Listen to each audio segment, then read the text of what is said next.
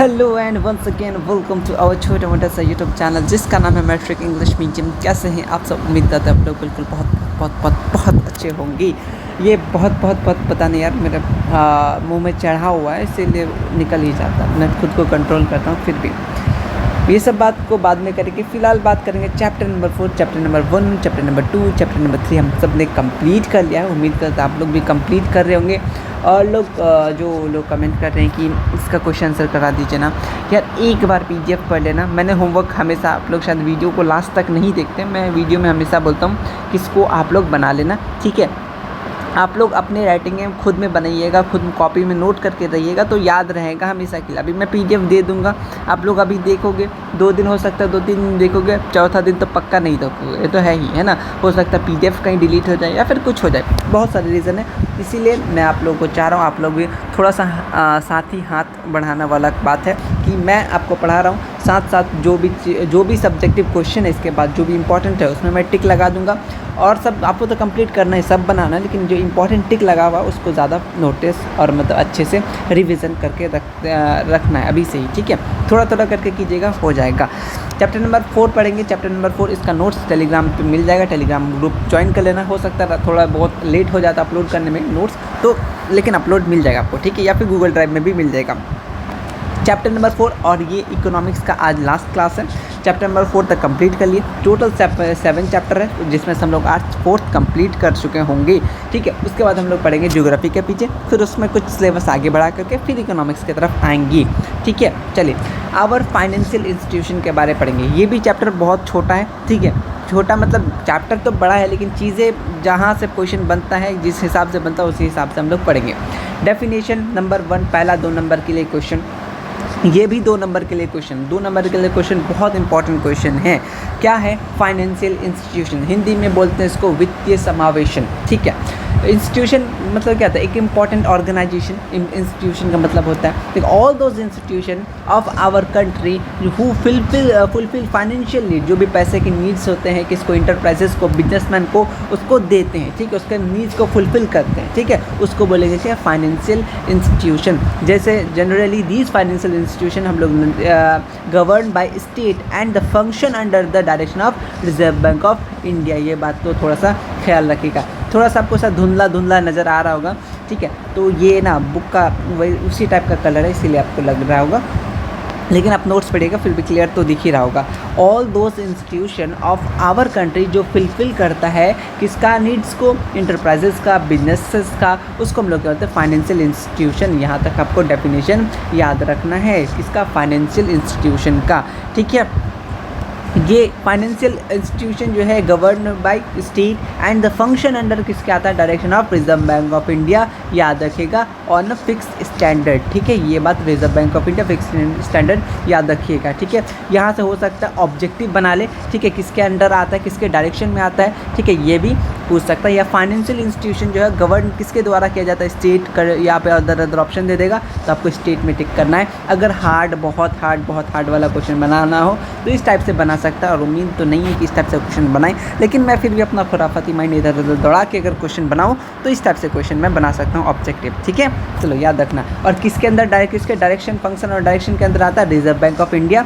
1 number objective यहाँ से भी बना सकता है, लेकिन फाइनेंशियल इंस्टीट्यूशन का डेफिनेशन याद रखना बहुत इंपॉर्टेंट है। VVI है क्योंकि बहुत बार ऑलरेडी आ चुका है। उसी से रिलेटेड अब नीचे क्या आएंगे? Government financial institution. नाम से पता चल रहा है यार कि कुछ गवर्नमेंट हेल्प कर रहा होगा, है ना, तो वही देखो, financial institution stabilised and govern by government non as government financial institution. बस ऐसा फाइनेंशियल इंस्टीट्यूशन जो स्टेबलाइज्ड और गवर्न बाय किसके द्वारा? गवर्नमेंट द्वारा, सरकार द्वारा, उसको बोलेंगे गवर्नमेंट फाइनेंशियल इंस्टीट्यूशन। एग्जाम्पल के लिए याद रखना, state bank of India, central bank of India, Punjab national bank, Allahabad bank, और एग्जाम्पल भी साथ इसका एग्जाम्पल है तो तुम भी लिख लोगे। और अगर मुझे यहाँ से ऑब्जेक्टिव क्वेश्चन बनाना है तो मैं किस टाइप से बनाऊंगा? इसमें से ऑप्शन में क्वेश्चन मतलब कि जो क्वेश्चन ये बन सकता है कि गवर्नमेंट फाइनेंशियल इंस्टीट्यूशन का एग्जाम्पल कौन सा है, तो ऑप्शन में आपको सबसे ज़्यादा मिल देगा देखने के लिए स्टेट बैंक ऑफ इंडिया। अगर इस टाइप से क्वेश्चन बनाना हो एग्जामिनर को तो यही पूछ सकता है, गवर्नमेंट फाइनेंशियल इंस्टीट्यूशन का एग्जांपल बता दीजिए ऑब्जेक्टिव में, अगर बहुत हार्ड पेपर बनाना हो तो, ठीक है। नहीं तो ऑलरेडी बस गवर्नमेंट फाइनेंशियल इंस्टीट्यूशन से आप क्या समझते हैं, 2 नंबर का डेफिनेशन, ये वाला भी डेफिनेशन आप याद रखेंगे, ठीक है। आगे बढ़े, हाँ बिल्कुल बढ़ेंगे। नेक्स्ट आता है सैमी बोलते हैं तो छोटा है, ठीक है। सैमी गवर्नमेंट फाइनेंशियल इंस्टीट्यूशन, अभी जैसे हम लोग गवर्नमेंट फाइनेंशियल इंस्टीट्यूशन के बारे में पढ़े, बस उसका सामने सैमी लगे, सैमी मतलब छोटा, ठीक है। All those institution, financial institution जो वर्क करता है डायरेक्शन किसके अंदर, ये इंपॉर्टेंट ऑब्जेक्टिव क्वेश्चन बन सकता है, ठीक है, बन सकता है, आया नहीं है बट बन सकता है। अगर अच्छा क्वेश्चन बनाना हो या भी ऐसे नॉर्मली क्वेश्चन बनाना हो तो ये यहाँ से क्वेश्चन बन सकता है। याद रखना कि ऑल दोज फाइनेंशियल इंस्टीट्यूशन जो वर्क करता है under the direction of central bank. Central bank कौन सा है हम लोग का, रिजर्व बैंक ऑफ इंडिया। बहुत इंपॉर्टेंट क्वेश्चन ये वाला तो फिक्स है, याद रखना। सेंट्रल बैंक ऑफ इंडिया क्या सा है, रिजर्व बैंक ऑफ इंडिया, ठीक है। Of the government on standard on fix RBI का full form Reserve Bank of India. Fulfil करता है क्या, फाइनेंशियल नीड पीपल का, सोसाइटी का, उसको बोलते हैं हम लोग semi government financial institution. Example याद रखना बहुत इंपॉर्टेंट है कि सेमी गवर्नमेंट फाइनेंशियल इंस्टीट्यूशन का क्या क्या एग्जाम्पल हो सकता है, तो आपको याद रखना ये रीजनल रूरल बैंक इंपॉर्टेंट है, बिहार स्टेट कोऑपरेटिव बैंक। देखो बिहार के बारे इसमें इस चैप्टर में भी है, जो लोग एनसीईआरटी पढ़ेंगे तो हो सकता है ये सब चीज़ें आपको बिहार के बारे में ना मिले उसके अंदर, तो इसीलिए मैं बोल रहा हूँ आप लोग अगर एनसीईआरटी पढ़ रहे हैं तो कोई दिक्कत नहीं, पढ़ाई कभी बर्बाद नहीं होता है और ऑलरेडी हेल्प करेगा। लेकिन एक बार मेरा वीडियो आधा घंटा का तो होता ही, एक बार सुन लेना, ठीक है, फास्ट करके ही सुन लेना। जो चीज़ मैं बता रहा हूँ उसको थोड़ा सा अपना नोट्स जो है एनसीईआरटी जो चीज़ नहीं है उसको बस ऐड कर लेना, हो जाएगा काम, ठीक है। तो ये चीज़ सेमी गवर्नमेंट के लिए तुम 2-3 चीज़ याद रखना, इसका डेफिनेशन क्या होता है, साथ में सेंट्रल बैंक इसको बोलते हैं रिजर्व बैंक ऑफ इंडिया को, ठीक है। आरबीआई का हो सकता है फुल फॉर्म पूछ लें, आरबीआई कब स्टेबलाइज हुआ था बता देना कमेंट सेक्शन में। और इसका एग्जांपल याद रखना, जो सेमी गवर्नमेंट फाइनेंशियल इंस्टीट्यूशन का क्या होता है, ये किसको सिंपल सा देता है, फाइनेंशियल नीड हेल्प करता है सोसाइटी को, ठीक है, पीपल ऑफ सोसाइटी को। सेमी मतलब छोटा लोगों को, ठीक है, छोटे छोटे हिस्से में जगह जो देता है उसको, ठीक है। अब बात है माइक्रो, उससे भी छोटा माइक्रो, आपने माइक्रो ऑर्गेनिज्म का नाम सुना होगा, सूक्ष्म जीव जिसको हिंदी में बोलते हैं ना माइक्रोस्कोप, उस तरीके से फाइनेंशियल। यहाँ से एक क्वेश्चन बहुत फेमस क्वेश्चन बनता है, बहुत बार आ चुका है, micro financial institution, all institution जो क्या देता है, विच एडवांस क्रेडिट या फिर loan at low interest to the poor needy people या नीडी पर्सन लोग को देता है, किसके थ्रू, सेल्फ फाइनेंस के थ्रू, ठीक है। इसको हम लोग क्या बोलते हैं, माइक्रो फाइनेंशियल इंस्टीट्यूशन, ठीक है। और इसको जो कौन स्टैबलाइज किया था, मतलब कौन बनाया था, उनका नाम याद रखेगा, प्रोफेसर मोहम्मद यूनुस। इनको याद रखिए, ये नाम बहुत इंपॉर्टेंट है कि अगर आपसे पूछे कि जो माइक्रो फाइनेंशियल इंस्टीट्यूशन को कौन बनाया था, कौन लॉन्च किया था, तो अब याद रखना प्रोफेसर यूनुस, और इनको नोबेल प्राइज़ भी मिला था इस चीज़ के लिए, ये भी याद रखिएगा। और यहाँ से क्या क्वेश्चन बनेगा, ये किस कंट्री से बिलोंग करते हैं, तो अपना पड़ोसी है बांग्लादेश। तो याद रखना ये 3 चीज़ बहुत अच्छा खासा क्वेश्चन बनेगा, ठीक है, कि पुअर पीपल के लिए कौन लोन या क्रेडिट के लिए कौन क्या बनाया था, इस टाइप से अगर क्वेश्चन बनाना हो तो ये नाम देखने को मिलेगा, प्रोफेसर मोहम्मद यूनुस। एक बात इनको याद रखना, माइक्रो फाइनेंशियल इंस्टीट्यूशन के लिए ये बांग्लादेश से बिलोंग करते हैं और इन्हें नोबेल प्राइज़ भी मिला था इसके रिगार्डेड, ठीक है। क्या बनाया था, माइक्रो फाइनेंशियल इंस्टीट्यूशन, याद रखना, एम से मोहम्मद याद रखना, एम से माइक्रो फाइनेंस, इस तरीके से अगर तुम याद रख सकते हो तो रख लेना। कहाँ से, ये बांग्लादेश से, ठीक है, ये भी याद रखना। और इनको क्या मिला था, नोबेल प्राइज़। ये 3 चीज़ मोस्ट इंपॉर्टेंट है। और डेफिनेशन तो तुम 2-2 नंबर के लिए रख ही लो, ये सब पॉकेट में रख लो क्योंकि ये सब आ चुका है और आने के चांसेस बहुत ज़्यादा है, ठीक है।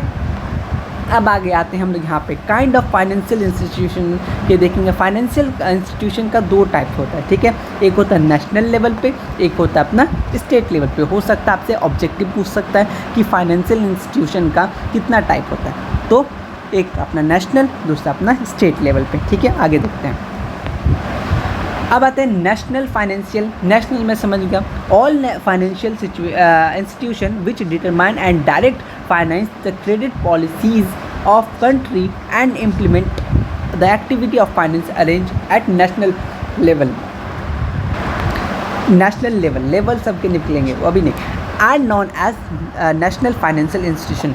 और जो भी फाइनेंशियल इंस्टीट्यूशन डिटरमाइन करता है direct finance credit policies country implement करता, एक्टिविटी फाइनेंशियल अरेंजमेंट एक नेशनल लेवल पे, उसको बोलेंगे national financial institution. National financial institution वो भी दो टाइप का होता है, एक इंडियन मनी मार्केट, एक इंडियन कैपिटल मार्केट। एक बात याद रखना, एक आपके बुक में एक छोटा सा पॉइंट था, उसके लिए मैं पूरा पेज को सिलेक्ट नहीं किया, लेकिन वो एक इम्पॉर्टेंट पॉइंट लगा। जो अपना इंडियन कैपिटल मार्केट है वो प्रोवाइड करता है कि लॉन्ग टर्म कैपिटल, क्या प्रोवाइड करता है? Long term capital. अच्छा क्वेश्चन बना सकता है, ठीक है।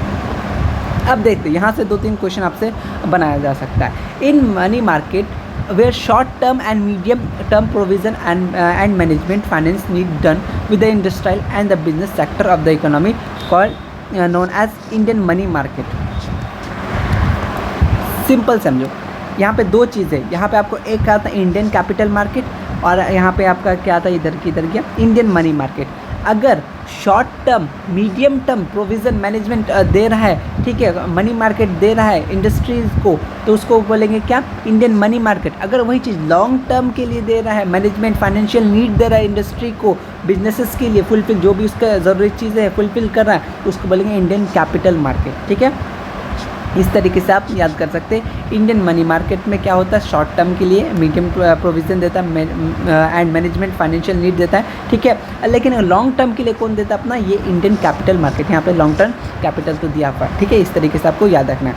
यहाँ पे और 2-3 चीज़ें हैं जहाँ मुझे, एक होता है ऑर्गेनाइज, एक होता है अनऑर्गेनाइज सेक्टर। एक होता है ऑर्गेनाइज सेक्टर, एक होता है अनऑर्गेनाइज सेक्टर, ठीक है। अनऑर्गेनाइज सेक्टर और ऑर्गेनाइज सेक्टर देख लो। And Indian money market divide into organised and unorganised sector.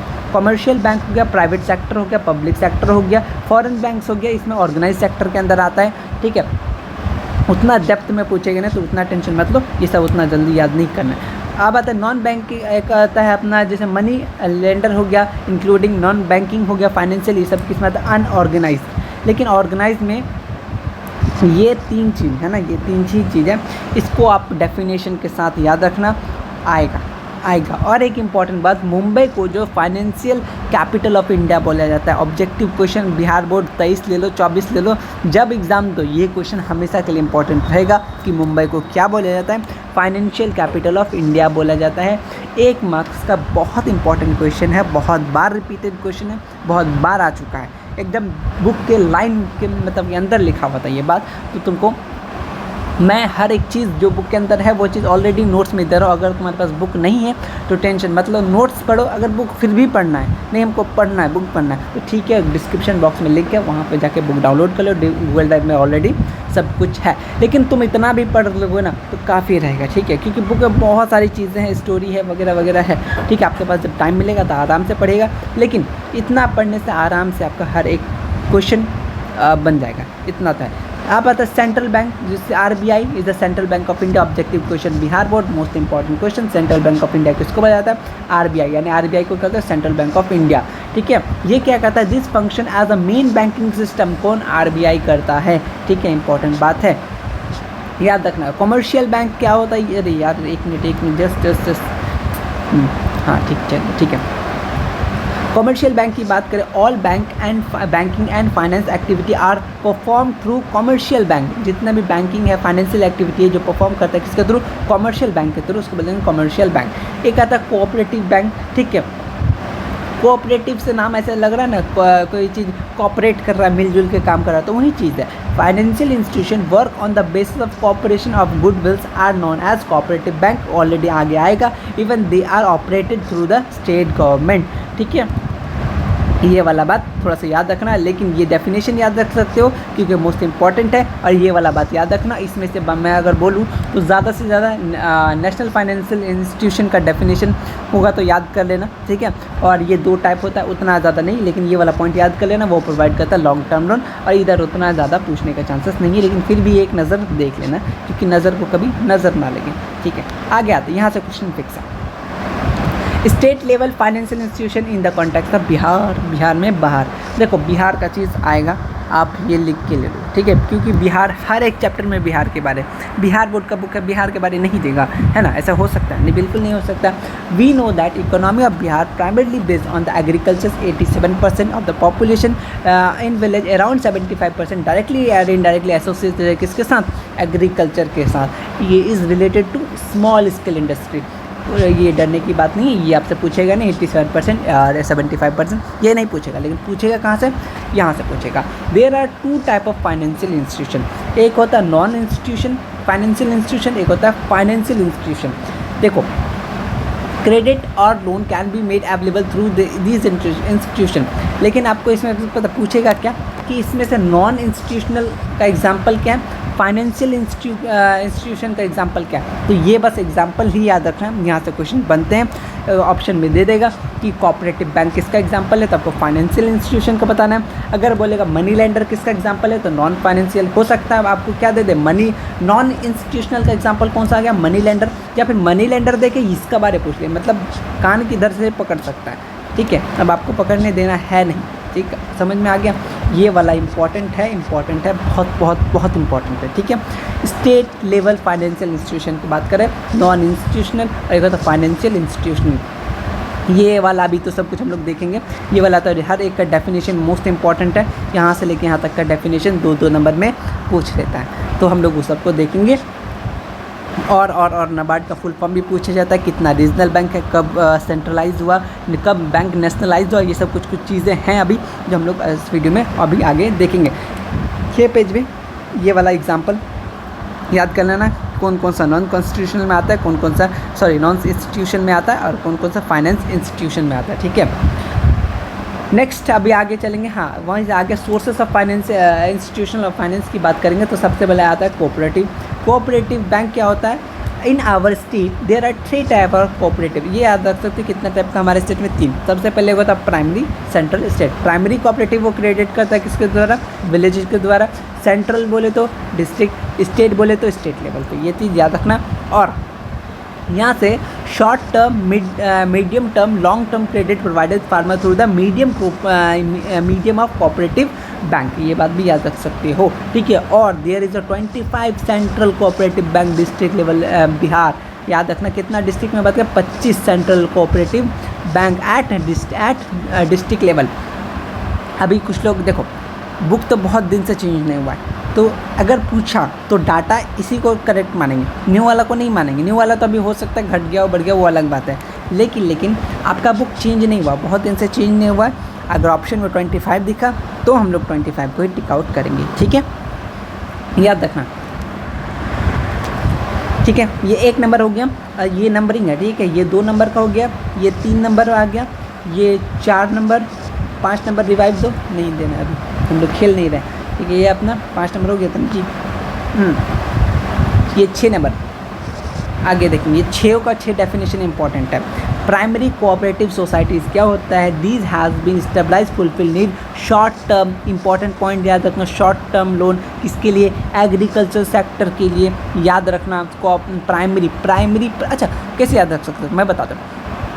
Primary का एग्जांपल हम लोग क्या पढ़ते हैं, प्राइमरी सेक्टर का एग्रीकल्चर, हाँ पढ़े तो थे, तो वही चीज़ तो करना है आपको। क्या करना है, शॉर्ट टर्म, बस ये याद रखना। प्राइमरी कोऑपरेटिव सोसाइटीज़ में क्या तो शॉर्ट टर्म लोन देता है, किनको देता है, एग्रीकल्चर, क्योंकि आपको मालूम है प्राइमरी बोले तो हम लोग क्या सोचे थे, प्राइमरी का एग्जाम्पल एग्रीकल्चर सेक्टर, तो उसी के अंदर आ गया प्राइमरी वाला, ठीक है। अब तो याद हो जाएगा, भूलिएगा नहीं।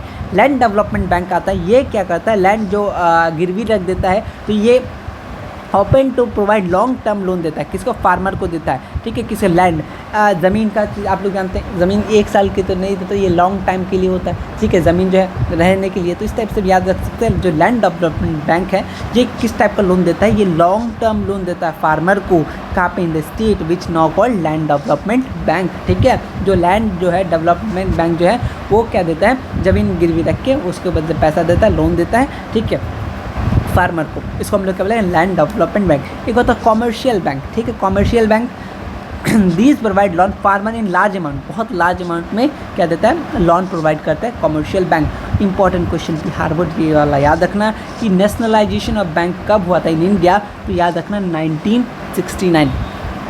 अगर तुम मेरा बात मानो तो मैं को बताऊंगा, एक छोटा सा कॉपी बना लो, कॉपी छोटा सा 5-10 में जो कॉपी आता है आपको अच्छा लगे वो कॉपी में सिर्फ डेट वाइज लिखना।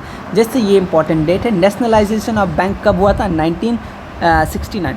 एक कॉपी सिर्फ डेट के लिए बनाओ, बहुत काम देगा। मतलब मैं बता रहा हूँ ना, बिहार बोर्ड में ऐसा क्वेश्चन, अगर एसएसटी की बात करें तो हर साल अगर मैं 5 से लेकर के 10 या 15 भी लेकर चलूँ तो इतना डेट का क्वेश्चन आ जाता है। कहीं नहीं, हिस्ट्री हो गया, ज्योग्राफी हो गया, पॉलिटिकल हो गया, सिविक्स हो गया, जिसमें भी डेट है वहाँ से क्वेश्चन बनते हैं। हम लोग लास्ट टाइम पे तो रिवीजन करेंगे, ठीक है, लास्ट की बात वो तो करेंगे हम लोग एक साथ, जो भी आपका जो इंपॉर्टेंट डेट्स है वहाँ तो करेंगे। लेकिन अगर आप अभी से खुद करके रखते हैं तो आगे जाके दिक्कत नहीं होगा, क्योंकि एक दिन में उतना सारा डेट आपको भी रिवाइज़ नहीं हो पाएगा। याद रहेगा तो रिवीजन हो पाएगा, ठीक है। जितना ज़्यादा रिवीजन उतना ज़्यादा डिवीज़न। तो मैं अभी ये बात बोलूँगा, ऐड करूँगा कि एक छोटा सा कॉपी बना लेना, प्यारा सा नोटबुक बना लेना, ठीक है। उसमें ये बात ऐड कर लेना, जहाँ जहाँ डेट दिखे आपको डेट को बस लिखना है कि किस लिए हुआ था। बस नेशनलाइजेशन ऑफ बैंक कब हुआ था, ये अपना 1969, बस इतना लिखना है। फिर दूसरा कोई डेट पढ़िएगा तो उसको लिखिएगा डेट वाइज, मतलब वो डेट का कॉपी होना चाहिए। बस मैं इतना बताना। आगे बढ़ें। ऐप आता है regional rural bank. Regional rural bank stabilise हुआ था कब, 1975। और ये आपका बुक में डेट है तो आपको याद रखना पड़ेगा, मोस्ट इम्पॉर्टेंट है, ठीक है। Meets the needs of marginal and rural small farmer के लिए, ठीक है। और ये करेंटली रीजनल बैंक इंडिया में कितना है, 196। डाटा याद रखना, मोस्ट इंपॉर्टेंट है। ऑप्शन में आपको दिखेगा कि इसमें कितना इंडिया में रीजनल रूरल बैंक है, तो ऑप्शन में 196 दिखेगा आपको, ठीक है, क्योंकि बुक चेंज नहीं हुआ है तो ये डाटा आपको ज़रूर दिखेगा। मैं यहीं पर कहीं VVI लिख दूँ क्या, पता चला जब एग्ज़ाम में आ गया तो मैं ये चीज़ आपको दिखा सकूँ, हाँ मैंने बताया था ये इंपॉर्टेंट है, ठीक है। एज इट इज़ आ जाएगा, ये भी इंपॉर्टेंट है। किधर गया भाई, क्यों नाराज़ हो रहे हैं, ये भी VVI है। और ये जो है 2-2 नंबर के लिए डेफिनेशन इंपॉर्टेंट है, याद रखना बात को, ठीक है, बहुत इंपॉर्टेंट है। जो भी चीज़, कम चीज़ें हैं, ठीक है, लेकिन इतना है कि आराम से हर एक चीज़ आप हर एक क्वेश्चन बना पाओगे, किससे बाहर क्वेश्चन नहीं जाएगा, ठीक है। और छठा यहाँ पे है यार, यहाँ पे देख लो, NABARD, इनका आपको क्या पूछेगा पता है, आपको हो सकता है इसमें आपको अगर बहुत अच्छा क्वेश्चन बनाने वाला हो, ठीक है, तो वो इस टाइप का क्वेश्चन बनाएगा। NABARD का फुल फॉर्म क्या है, तो national agriculture and rural development, ठीक है। आप जिस कॉपी में वो डेट वाला क्वेश्चन बना रहे हो तो आप एक उसी कॉपी में साइड में पीछे में एक फुल फॉर्म वाला क्वेश्चन का भी बना सकते हैं। जैसे हम लोग इकोनॉमिक्स में और पिछले चैप्टर्स में बहुत सारे आपको फुल फॉर्म थे, तो वो सब भी पढ़ लेना, ठीक है, वो सब भी लिख लेना था कि एक कॉपी में रहे ना, तो पन्ना बार बार पलटना ना हो, सुबह कभी शाम जब मन करे एक बार देख लेना, तो वहाँ से आपको बन जाएगा। तो क्या, नाबार्ड का NA national agriculture and rural development bank, याद रखना इंपॉर्टेंट है, ठीक है। ये प्रोवाइड करता है financial facilities to the government institution, commercial bank, regional rural bank for agriculture and rural development, ठीक है, याद रखना, which is turn provide the facility to farmer. ये सब छोटा छोटा डेफिनेशन है, छोटा छोटा है, इसको आप कृपया करके याद कर लीजिएगा, क्योंकि बहुत ज़्यादा इंपॉर्टेंट। और बहुत लोग ऐसे सोचेंगे हमको तो याद ही नहीं होता, क्या करें, लिख के कम से कम रख लो, लिख के तो रख लो, ये सब नोट्स में इंपॉर्टेंट है। और एक काम करना, जब मन करे बस उसको देखते हुए चलना, कभी ना कभी 10 दिन में 15 दिन में वो चीज़ आपको ऑटोमेटिक दिमाग में आ ही जाएगा। सेम चीज़ कितना देखोगे याद तो आ ही जाएगा, है ना। चलो, फंक्शन ऑफ कमर्शियल बैंक, ये 2 नंबर के लिए आ सकता है कि फंक्शन ऑफ कमर्शियल बैंक बताइए। कमर्शियल बैंक, ठीक है, तो ये क्या कहता है, ये क्या करता है, एक्सेप्टिंग डिपॉजिट करता है, प्रोवाइड लोन करता है। इसी तरीके से आप 2 नंबर का आएगा, यहीं 4 पॉइंट लिख के आ जाएगा, 2 नंबर आपका फिक्स है, ठीक है। जनरल यूटिलिटी ऑफ फंक्शन और आपका एजेंसी फंक्शन, ये कौन का, किसका फंक्शन है, कमर्शियल बैंक का, ठीक है, याद रखना। Type of deposit accepted by the commercial bank, ये किस टाइप का टाइप डिपॉजिट एक्सेप्ट करता है कमर्शियल बैंक द्वारा, एक अपना fix deposit, current deposit, saving deposit and recurring deposits. ये बातें याद रखना, ठीक है, बस थोड़ा बहुत इसको याद रखना। फंक्शन इंपॉर्टेंट है, क्या क्या फंक्शन है और कौन कौन सा डिपॉजिट, इसको नहीं भी करोगे लेकिन फिर भी अगर अभी तो बहुत टाइम है, फिर भी एक बार देख लेना कितना टाइप ऑफ क्या डिपॉजिट जो एक्सेप्ट करता है, कौन करता है, कमर्शियल बैंक। उसके बाद देखो, अब आता है कोऑपरेशन, वही ऑलरेडी लगभग चैप्टर ख़त्म होने का थोड़ा बहुत ही है ना। एक क्वेश्चन बहुत फेमस आने वाला है क्योंकि वो हर साल पूछता है, मतलब हर साल के पेपर में तुमको देखने को मिलेगा। कोऑपरेशन एंड इट्स रोल कीजिए in the development of state, इस बात को, स्टेटमेंट को याद ही रख लेना। कोऑपरेशन एक ऑर्गेनाइजेशन है, क्या होता है जिसमें पीपल वर्क करता है together according to their desire and fulfilment the general economic development. Definition important, again ये वाला डेफिनेशन आप याद रख लेना, बहुत काम का देगा, ठीक है। डिफरेंट टाइप ऑफ लोन जो देता है प्रोवाइड करता है कॉमर्शियल बैंक, तो क्या loan eight call at short notice, cash credit, overdraft, discounting, bill of exchange, loan and advantage. बस थोड़ा बहुत ये सबका पॉइंट वाइज देख के रखिएगा 2-2 नंबर का, क्योंकि ये येलो बॉक्स में, और येलो बॉक्स का क्वेश्चन पता नहीं एग्जामिनर को ज़्यादा पसंद है, यहाँ से क्वेश्चन उठा के देता है। हालांकि आया नहीं है, लेकिन फिर भी चांसेस अगर बनाना हो, क्योंकि अब बिहार बोर्ड चेंज हो रहा है, न्यू क्वेश्चन फ्रेम हो रहा है, इसीलिए ये चीज़ें भी इम्पॉर्टेंट हैं। अदर सर्विसेज जो कस्टमर को दिया जाता है बाय द कॉमर्शियल बैंक, क्या क्या दिया जा रहा है देख लेते हैं। ट्रैवलर चेक दिया जा रहा है, लेटर क्रेडिट दिया जाता है, लॉकर फैसिलिटीज़ दिया जा रहा है, ये बैंक का मामला आपको मालूम है। एटीएम जाता है दिया जाता है आपको, क्रेडिट कार्ड फैसिलिटीज़ दिया जाता है, collecting business information and static सब दिया जाता है। ये सब कुछ चीज़ें हैं, याद रखोगे तो बहुत अच्छी बात है, नहीं रखोगे तो ठीक है, कोई दिक्कत नहीं है। आगे बढ़ेंगे। कोऑपरेटिव बैंक जैसे प्राइमरी हो गया, कोऑपरेटिव सोसाइटीज़ हो गया, स्टेट कोऑपरेटिव बैंक हो गया, सेंट्रल कोऑपरेटिव बैंक। आरबीआई कब स्टेबलाइज हुआ था मैंने पूछा था, 1 अप्रैल 1935। ये डेट भी इम्पॉर्टेंट है, ये डेट को तुम अपने उस कॉपी में लिख लेना, क्योंकि ये बहुत ज़्यादा इम्पॉर्टेंट है, ठीक है। 1 अप्रैल, अप्रैल फूल है ना, अप्रैल फूल याद रखना, अप्रैल फूल 1 अप्रैल 1935। और कैसे याद रख सकते हो 1 अप्रैल आरबीआई। अच्छा, कभी ट्रिक अगर बनाऊंगा तो बता दूंगा, लेकिन अप्रैल फूल ठीक है, ऐसे याद रख सकते हैं ना। बैंक जब भी जाते बोलते हैं बंद है, बाद में आइएगा, टिफ़िन टाइम में आइएगा, तो आपको एक टाइप से बेवकूफ़ बनाता है, तो इसी टाइप से याद रख सकते हैं, बैंक बेवकूफ़ बनाते रहता है, तो अप्रैल फूल, ठीक है। यहाँ से बैंक से बहुत ज़्यादा फ्रॉड का कॉल आता है, इसी भी याद रख सकते हैं कि हाँ बैंक से कॉल आता है, आपका लॉटरी लग गया, तो बैंक क्या बनाता है, उस बैंक के बहाने से हमें फूल बनाता है, यानी अप्रैल में फूल बनाता है। तो 1 अप्रैल 1935 याद रखिएगा, ठीक है। जैसे आपको याद रखें मैं ऐसे बना दिया है ना। सेल्फ हेल्प ग्रुप मोस्ट अभी तक जितना भी पढ़ा है सबसे ज़्यादा पूछा गया ये क्वेश्चन, सबसे पता नहीं इतना ज़्यादा फेवरेट क्यों है। हर पेपर के सब्जेक्टिव क्वेश्चन में अगर देखोगे तो ये सबसे ज़्यादा क्वेश्चन यही देखने को मिलेगा। मोस्ट इम्पॉर्टेंट क्वेश्चन क्या है, सेल्फ हेल्प ग्रुप। ये क्या है, self help group is an informal group of 15 to 20% basically women of the villages, जो फुलफिल करते needs of their families, their saving of short term loans from banks and contribute toward the development of village and the women empowerment through the development activities. और कुछ है कि self help के बारे में, हाँ है। सेल्फ हेल्प ग्रुप एक क्या है, एक इनफॉर्मल ग्रुप है, 15 से 20 लोगों का होता है, बेसिकली वुमेन लोग होती है। आपने अगर आप गांव से होंगे तो आपको एक क्या बोलते हैं, एक बंधन बैंक शायद इस टाइप का था, एक मतलब गांव में ये बहुत है, 20 से 25 लेडीज़ का ग्रुप होता है, उन लोग हफ्ता पैसा जमा करती है, फिर देन उनको फिर लोन दिया जाता है, इस टाइप से होता है ना। तो वही टाइप का ये सेल्फ हेल्प ग्रुप है, जिसमें क्या होता है कि इनफॉर्मल ग्रुप होता है, 15 से 20 वुमेन लोग का होता है विलेज में, जो अपना नीड्स को फुलफिल करते हैं, फैमिलीज़ को सेविंग शॉर्ट टर्म लोन, ठीक है, फ्रॉम बैंक मिल जाता है, उनको कंट्रीब्यूट करते toward the development of village के लिए, डेवलपमेंट अपना कुछ अगर हो सकता है, कोई कुछ अपना कुछ बनाए फिर उसको बेचे, तो वहाँ से क्या डेवलपमेंट होगा विलेज का, ठीक है। वुमेन एम्पावरमेंट के लिए ये डेवलपमेंट एक्टिविटीज़ बनाए गए सेल्फ हेल्प ग्रुप। याद रखना मोस्ट इम्पॉर्टेंट है, बहुत इंपॉर्टेंट है, ठीक है। तुम्हारे बर्थडे से भी इम्पॉर्टेंट है, ऐसे समझ जाओ, ठीक है।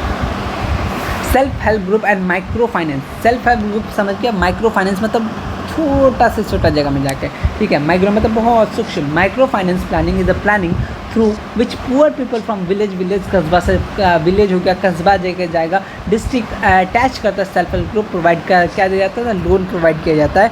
In this plan loans give the micro level में, छोटा से छोटा लेवल जा करके उसको आपको लोन दिया जाता है, ताकि वो लोग अपना कुछ काम करे, ठीक है, और वापस से तो लोन चुका ही देगा काम करेगा तो, ठीक है। इसी के साथ आपका चैप्टर ख़त्म होता है। Congratulation, chapter number 4 economics complete होता हुआ। जो भी चीज़ बताया याद रखना, इम्पॉर्टेंट है, जहाँ मैंने बोला इम्पॉर्टेंट है तो इम्पॉर्टेंट है, ठीक है, कैसे भी हो लेकिन तुम लोग देख के रखना।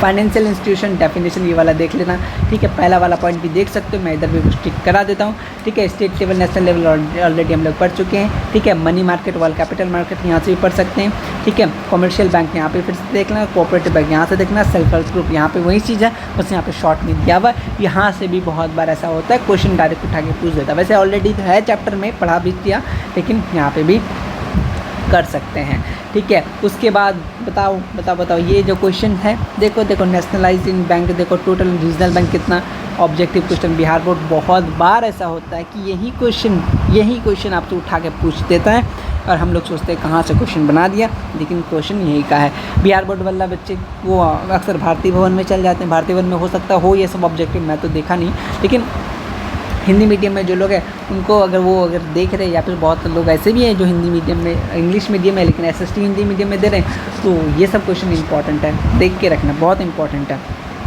यहाँ से जो 10 ऑब्जेक्टिव है, 10 का मतलब MCQ fill in the blanks है, 10 का 10 को एकदम लाइन को अच्छे से याद कर लेना, क्योंकि ये चीज़ आपको ऑब्जेक्टिव फॉर्मेट में देगा। देखिए रिजर्व बैंक ऑफ इंडिया कब स्टेबलाइज हुआ, अभी हमने जस्ट पढ़ा, तो इसको ऑब्जेक्टिव फॉर्मेट में बना नहीं सकता। अब 5 को ऑप्शन दे देगा, आप बताओ कब हुआ था, कब फुल बनाए थे हम लोग, बताओ 1 अप्रैल को बनाए थे ना, हाँ बिल्कुल बनाए थे, तो इस टाइप से पूछ सकता है ना। और फाइनेंशियल इंस्टीट्यूशन देखो आया है ना, इस टाइप से ये सारी चीज़ें हैं। Self help group most important question है, ये वाला मोस्ट इंपॉर्टेंट क्वेश्चन है, ये वाला छोड़ दोगे तो कोई दिक्कत नहीं है, लेकिन बनाना, लेकिन मोस्ट इंपॉर्टेंट की बात करें तो ये VVI है, ये भी VVI है, ये भी मोस्ट VVI है, ठीक है। यहाँ देखो अभी जो हम लोग डिफरेंट टाइप ऑफ डिपॉजिट की बात कर रहे थे, वहाँ पे आप लोग पॉइंट वाइज लिख के आ जाइए तो कोई दिक्कत नहीं, क्योंकि यहाँ पे 20 वर्ड बोला है, ठीक है। अब आते हैं, ठीक है, माइक्रो फाइनेंस स्कीम, अभी जैसे हम लोग बात किए माइक्रो फाइनेंस की बात कर रहे थे, ठीक है। नेशनल फाइनेंशियल इंस्टीट्यूशन को 2 पार्ट में बांटा गया, अभी हम लोग पढ़े, ठीक है। वही सब चीज़ें हैं, यहाँ ऑब्जेक्टिव का आंसर है, तो ये भी चैप्टर कंप्लीट होता है, बस सिंपल सा कुछ नहीं करना है, कुछ करना सिंपल सा बहुत कुछ है। ये HW आप कॉपी में बना करके हमें सेंड कर सकते हैं, बस आप क्वेश्चन लिखेगा और डायरेक्ट आंसर लिखेगा, क्वेश्चन लिखेगा डायरेक्ट आंसर लिखेगा और हमें सेंड कर दीजिएगा टेलीग्राम पे, ये वाला भी। और क्वेश्चन आंसर अगर हेल्प विद द गूगल के हेल्प से अगर लिख सकते हैं तो ठीक है, मतलब इसमें नोट्स में है ही, लेकिन आपको फिर भी सिंपल वे में चाहिए तो आप गूगल का हेल्प ले सकते हैं, ठीक है। अदरवाइज़ मैं करवाऊँगा तो थोड़ा लेट लगेगा, इसलिए मैं बता रहा हूँ आप लोग खुद से कीजिएगा, उसी बहाने हो सकता है नोट्स भी पढ़ लीजिएगा तो अच्छा रहेगा। मैं एक काम करता हूँ, फटाक से आपको टेलीग्राम का लिंक देता हूँ, है ना। अगर आपको नोट्स चाहिए, डिस्क्रिप्शन बॉक्स में गूगल ड्राइव का लिंक मिलेगा, SCRT नोट्स पे जाओगे, वहाँ हर एक सेक्शन अलग अलग बना हुआ है, जाके डाउनलोड कर लेना। अभी आपको टेलीग्राम पे जल्दी मिल जाएगा, तो टेलीग्राम पे फॉलो कर लेना, और कुछ डाउट है तो वहाँ पे भी आप पूछ सकते हो, ठीक है। अदरवाइज़ सब कुछ तो सेंड कर हाँ, क्लास ज्वाइन कर लेना, क्योंकि अब टेस्ट है संडे को आपका टेस्ट है। टेस्ट में आपका चैप्टर 1 से लेकर के, अभी मैं वीडियो तो बना ही दूंगा, लेकिन जो लोग बहुत यहाँ तक देखने हैं उनके लिए फ़ायदा है कि चैप्टर 1 से लेकर के चैप्टर 4 तक आपका टेस्ट है। इसमें ऑब्जेक्टिव बेस्ड क्वेश्चन रहेगा। अभी आपका ये इकोनॉमिक्स का टेस्ट है, ठीक है। ऐसा नहीं कि आप लोग अभी हिस्ट्री पढ़ने बैठ जाएं, हम लोग किसका बात करेंगे, इकोनॉमिक्स की बात करेंगे। यहाँ लिख देता हूँ, ठीक है। चैप्टर 1 से लेकर चैप्टर 4 तक का आप लोग जितना हमने पढ़ाया उसको अच्छे से रिवीजन कर लीजिए। इसके बेसिस पे जो भी PYQ आए हुए, या फिर मैं जिस टाइप से पढ़ाया, मैं बताया था जहाँ जहाँ से क्वेश्चन सेट हो सकता है उस टाइप से मैं ही क्वेश्चन सेट करके दे दूँ। अगर आप लोग अच्छे से पढ़े होंगे तो बन जाएगा। संडे को टेस्ट का टाइमिंग पता चल जाएगा, मतलब कुछ वीडियोज़ आएगा आपको पता चल जाएगा टेस्ट का टाइमिंग, लेकिन सिलेबस यह रहा टेस्ट का चैप्टर 1 से लेकर चैप्टर 4। इंपॉर्टेंट बात यह है, बुक का ऑब्जेक्टिव याद कर लेना, फिल इन द ब्लैंक्स याद कर लेना, और जो मैंने हाईलाइट किया था इंपॉर्टेंट पॉइंट उसको देख लेना, वही से क्वेश्चन बनाऊंगा मैं, ठीक है। क्लासरूम कैसे ज्वाइन करेंगे, कहाँ आपका टेस्ट होगा। क्लासरूम ज्वाइन करने के लिए प्ले स्टोर सिंपल डाउनलोड कीजिएगा, वहाँ पे टीच में ट्यूटर ऐप को डाउनलोड कीजिएगा। यहाँ पे लास्ट में इंग्लिश का सिलेक्ट करने के बाद आपको अपना प्यारा सा नंबर और अपना स्टूडेंट चूज़ करके आप कंटिन्यू पे क्लिक कीजिएगा। स्टूडेंट अपना नाम वाम लिख करके प्यारा सा मुखड़ा लगा करके सेव करते हुए आगे बढ़िएगा। यहाँ पे आपका आईडी क्लासरूम आईडी मांगेगा, सिंपल सा ये वाला 108901584824 ये वाला पेस्ट करके यहाँ पे क्लिक कीजिएगा। हमारे पास आ जाएगा रिक्वेस्ट, एक्सेप्ट कर लेंगे, कॉन्ग्रेचुलेशन का मैसेज चले जाएगा, ठीक है। या जब आपको टेस्ट दिख रहा है, जब टेस्ट स्टार्ट होगा, ठीक है, जब टेस्ट लग जाएगा यहाँ पे आपको टाइमिंग दिख जाएगा, कब से कब तक का है, कब से कब पोस्ट कर सकते हैं। ऑब्जेक्टिव रहेगा विथ OMR आपको रहेगा, क्वेश्चन पड़ेगा, OMR पे टिक कर दीजिएगा, अपने आप गोल हो जाएगा, ऑटोमेटिक है, ठीक है, सब कुछ ऑलरेडी सेट रहेगा, ठीक है। तो यहाँ पे आप सिंपल सा फिर जब हो जाएगा तब मैं आप सबको रिज़ल्ट भी बता दूंगा। तो इसी के साथ मैं अपने बातों को ख़त्म करता हूँ, यही अंत करता हूँ, मतलब बातों को आज के लिए भर। मिलते हैं नेक्स्ट वीडियो में। अब ज्योग्राफी को लेकर के हो सकता है मैं एक दिन का रेस्ट लूँ, क्योंकि ज्योग्राफी में बहुत बड़ा चैप्टर है रिसोर्सेज। कोशिश करूँगा कि नहीं रेस्ट लूँ, डायरेक्ट कंटिन्यू रखूँ यही स्पीड में, ताकि अच्छा लगे, है ना। मिलते हैं नेक्स्ट वीडियो में, तब तक के लिए वीडियो को लाइक कर देना, शेयर कर देना, कमेंट कर देना, और भी कुछ चीज़ें हैं जो आएंगी, धीरे धीरे टाइम आएगा पता चल जाएगा। तो मिलते हैं नेक्स्ट वीडियो में, तब तक के लिए टेक केयर, बहुत सारा मस्ती करो, पढ़ाई करो, सब कुछ करो, है ना। चलो बाय।